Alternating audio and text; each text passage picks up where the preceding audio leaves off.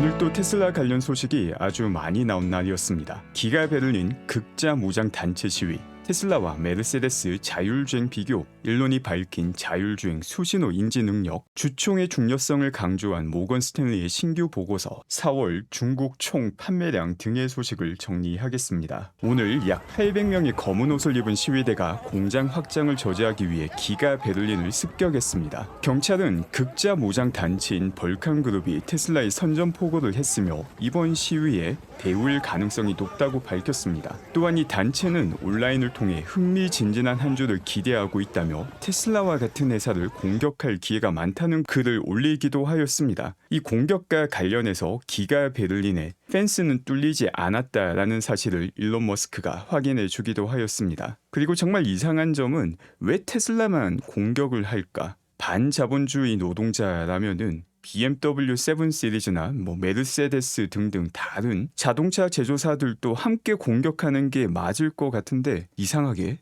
테슬라만 공격하고 있습니다. 심지어 이런 고급 자동차가 아니라 모든 자동차 제조사를 통틀어 봐도 테슬라가 유일하게 공격을 받은 제조사입니다. 눈에 보이는 것보다 더 많은 일이 일어나고 있다라고 일론 머스크가 글을 남겼는데, 사실 여기에 참여하는 대부분의 사람들은 본인이 뭘 하는지 제대로 인지를 하고 있지 못할 것입니다. 주변에서 똑같은 일을 하니까 다 맞다 동조하니까 이게 옳은 일이구나 라고 생각하는 사람들도 상당 부분 많고, 온라인이나 오프라인이나 이와 같은 사람들을 쉽게 볼 수 있기도 합니다. 마치 체스판에 말이 된 것과 같은 사람들을 조종하는 세력도 분명 존재할 것입니다. 그리고 그 세력의 돈줄 흐름을 따라가 보면은 분명 의미 있는 결과가 나오게 될 건데, 과연 그 관계까지 찾을 수 있을지는 의문이지만 이렇게 테슬라만 타겟을 삼아서 공격한다라는 것 자체가 어처구니 없는 사태가 현실에서 많이 일어나고 있음을 볼 수 있습니다. 안타깝고 화나고 슬픈 일이기도 합니다. 또 어제 폴마 스카달로그님께서 테슬라와 메르세데스의 자율주행 시스템을 비교한 영상을 올렸습니다. 이 컨슈머 리포트에 따르면은 메르세데스의 운전자 보조 시스템이 테슬라의 오토파일럿보다 더 뛰어나다라고 평가를 하였는데, 사실 테슬라의 가장 핵심 소프트웨어는 FSD이죠. 그래서 이 메르세데스의 운전자 보조 소프트웨어와 FSD를 비교했는데 그 결과 영상이 끝나가는 20분 정도를 보게 되면 메르세데스 같은 경우 운전자 개입이 거의 40번이 필요한데 반해서 테슬라는 운전자 개입이 한 번도 필요하지 않은 모습을 볼 수 있습니다. 그렇게 똑같은 구역을 주행함에도 불구하고 차이가 아주 많이 나지만 이 컨슈머 리포트에서는 메르세데스의 운전자 보조 시스템이 더 뛰어나다라고 평가를 해주는 역시 재미난 현실을 볼 수 있기도 합니다. 그리고 여기에 대해서 테슬라는 5년 이상 앞서 있다라고 일론 머스크가 말을 하는데, 또 이를 지지해주는 내용을 아크에서 올리기도 합니다. 웨이모 같은 경우 하루에 얻는 주행 데이터가 4만 마일 정도입니다. 그런데 테슬라는 FSD를 통해서 얻는 주행 마일이 하루에 1,500만 마일이고, 또 FSD가 아니라 테슬라가 가지고 있는 차량을 통해서 섀도우 모드까지 포함을 하게 된다면은 하루에 2억 마일을 얻게 됩니다. 인공지능 자율주행을 시작하기 위한 이 데이터의 차이가 엄청나다는 것을 보여주는 내용이고, 이는 제가 며칠 전 다루었던 자율주행 데이터의 1000배 차이를 다시 확인해주는 내용이기도 합니다. 그리고 아크에서 비교한 테슬라 모든 차량의 하루 주행거리를 비교해보면은 사실 1000배가 아니라 5000배가 차이가 난다는 것을 볼 수 있기도 합니다. 또 테슬라의 자율주행 후신호 인식과 관련해서 재미난 내용이 추가로 확인되기도 하였습니다. 아스어님께서 올려주신 자율주행 영상인데, 수신호가 나오자마자 여기에 맞게 주행하는 것을 확인할 수 있었습니다. 그리고 이 수신호와 관련해서 정말 테슬라의 자율주행이 수신호를 인지하고 따르는 것인지 우연인지와 관련해서 논의가 많았는데, 여기에 대해서 일론 머스크가 대답을 남겼습니다. 일단 12.3.x 버전에서는 완벽하지는 않지만 12.4에서는 크게 개선될 것이고 12.5에서는 수신호마저도 완벽하게 인지하게 될 것이다 라는 답변을 남깁니다. 이와 관련해서 4월 9일 트랜스포머 임베딩 개념으로 수신호의 의미를 제가 다루었었는데, 테슬라가 가지고 있는 엔투엔드 버전의 모델에는 수신호라는 개념이 벌써 들어갔다라는 내용을 과거 다루었었는데, 그 내용이 사실임을 일론 머스크의 오늘 게시글을 통해서 확인할 수 있기도 합니다. 그리고 모건 스탠리에서 또 의미 있는 보고서가 나오기도 하였습니다. 바로 6월 13일이 중요하다라는 보고서이고 이 6월 13일이 주총입니다. 지금 이 주총이 상당히 큰 의미를 가짐에도 불구하고 시장에서는 그 중요성을 제대로 인지하지 못하고 있다고 밝히고 있습니다. 이번 주총이 중요한 이유가 테슬라가 AI 기업으로 거듭날 수 있는가 그렇지 못한가가 결정되는 주총이고 바로 그 이유가 일론이 25% 이상의 의결권을 가짐으로써 AI의 발전과 관련해서 주요 결정을 할 수 있는지 없는지 판가름이 될 수 있는 분기점이기 때문이라고 밝히고 있습니다.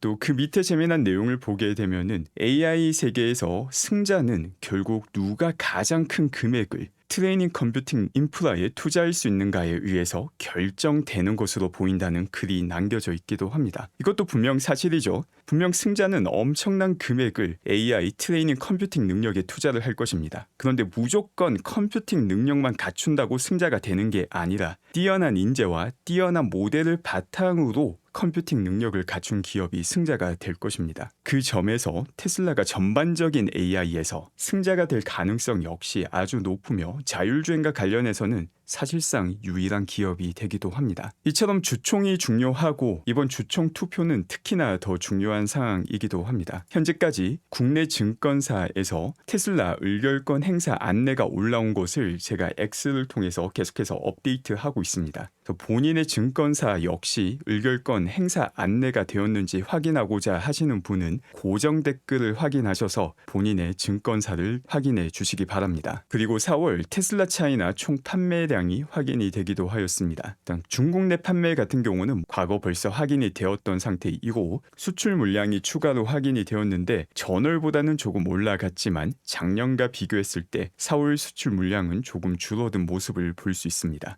전체 판매량을 본다 하더라도 작년 4월 75,842대를 기록하였는데 이번 4월 62,167대를 기록하며 테슬라 차이나 4월 기록 자체는 상대적으로 낮은 편임을 볼 수 있습니다. 중국 내 판매와 수출을 바차트로 정리한 자료입니다. 4월 판매량이 조금 약세를 보였다라는 내용을 이 차트를 통해서도 확인할 수 있습니다. 조금 재미난 점은 중국 전체 판매량을 모델별로 구분해서 보게 되면은 모델 3 같은 경우는 여전히 인기가 올라가는 트렌드를 보여주고 있는 반면 모델 Y의 판매량이 상대적으로 많이 하락했음을 볼 수 있기도 합니다. 또한 중요한 점은 테슬라의 작년 기록과 비교하면은 확실히 약세를 보여준 월이 맞지만 산업 전반과 비교하게 되면 테슬라가 여전히 뛰어난 성적을 보여주고 있다는 것 역시 사실이기도 합니다. 포드와 비교해 보게 되면은 현재 포드는 전기차 한 대를 팔 때마다 대당 10만 달러가 넘는 손실이 나오고 있습니다. 그러다 보니까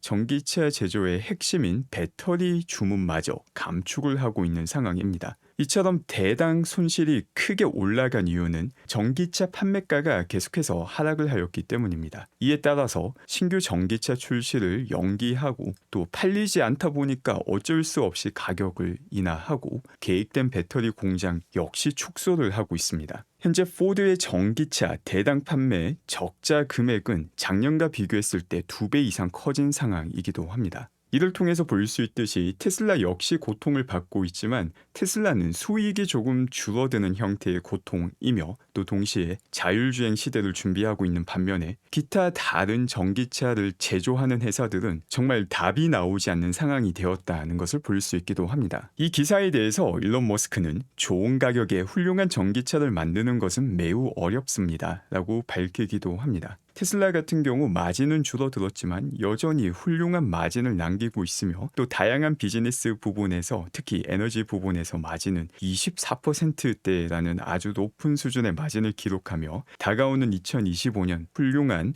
매출원으로서 자리매김하게 되기도 합니다. 그것보다 더욱더 중요한 점은 테슬라 같은 경우 수익을 보면서 전기차를 판매하고 있지만 자율주행이 완성되는 순간 진정한 수익은 소프트웨어를 통해서 소프트웨어 판매가 테슬라 어닝의 주력이 되는 시기를 준비하고 있기도 합니다. 테슬라 4680과 관련해서 새로운 소식이 확인되기도 하였습니다. 이제 드루 바글리노 씨가 회사를 떠난 다음 새로운 4680 부서 책임자로서 본 에글리스턴 씨가 선임이 되었습니다. 즉 관련 내용을 또 테슬라 찬님께서 올려주셨고 테슬라 라티에서 테슬라 찬님을 인용해서 기사가 작성되기도 하였습니다. 테슬라의 배터리 소재 부서를 보게 되면 인력의 절반가량이 해고된 상태이며 4680 팀 자체도 20%의 직원을 감축하여 약 800명만 남아있는 상황으로 알려져 있습니다. 그런데 이렇게 많은 감원이 이루어지고 있지만 테슬라 슈퍼차징을 보게 되면 일부 멤버를 다시 고용했다는 소식도 들려오고 있습니다. 이 역시 며칠 전에 다루었던 일론 머스크의 5단계 성공 공식을 그대로 따라가고 있다는 것을 볼 수 있기도 합니다. 일론은 항상 줄이는 것을 중요시 여기며 최대한 줄인 다음에 또 필요한 것을 추가하는 방향으로 필요한 핵심만 남기면서 발전하는 방향이 성공하는 방법이다 라고 여러 번 강조하기도 하였습니다. 이와 똑같은 내용이 테슬라의 다양한 비즈니스 부문에도 그대로 적용되고 있음을 볼 수 있습니다. 특히나 슈퍼차저와 관련해서는 앞으로도 계속해서 슈퍼차저 네트워크를 유지하고 성장시킬 것이라는 내용을 테슬라 공식 슈퍼차저 계정을 통해서 밝히기도 하였으며 일론 머스크 역시 올해에만 5억 달러 이상을 슈퍼차저에 투자할 것이라고 밝혔습니다. 이 5억 달러 같은 경우 신규 사이트 확장에 대한 비용이고 이와 관련된 운영 비용은 포함하지 않은 금액이라고 밝혔습니다. 실제 테슬라의 슈퍼차저 스테이션을 보게 되면은 매월 꾸준하게 오르고 있으며 지금 또 과거와 같은 속도로 슈퍼차저 스테이션이 성장하고 있음을 확인할 수 있기도 합니다. 당연히 이에 걸맞게 커넥터 수치 역시 비례해서 올라가고 있습니다. 더욱더 나아가서 X의 테슬라 슈퍼차징 공식 계정을 가게 되면 실시간으로 얼마나 많은 슈퍼차저가 오픈되고 있는지를 확인할 수 있기도 합니다. 지금 보시는 게 3시간 전에 새롭게 12개의 커넥터가 확장이 되었으며 5시간 전에도 20개의 커넥터가 새롭게 확장이 되었고 또 9시간 전에도 12개, 9시간 전에 또 다른 곳에서 12개, 9시간 전에 뉴저지에서 8개, 9시간 전에 또 12개 아주 빠른 속도로 슈퍼차저는 계속 확장이 되고 있음을 확인할 수 있기도 합니다. 오늘 제가 준비한 내용은 여기까지이며 오늘 또 함께 해주신 분들 감사드리며 즐거운 주말 되시기 바랍니다. 감사합니다.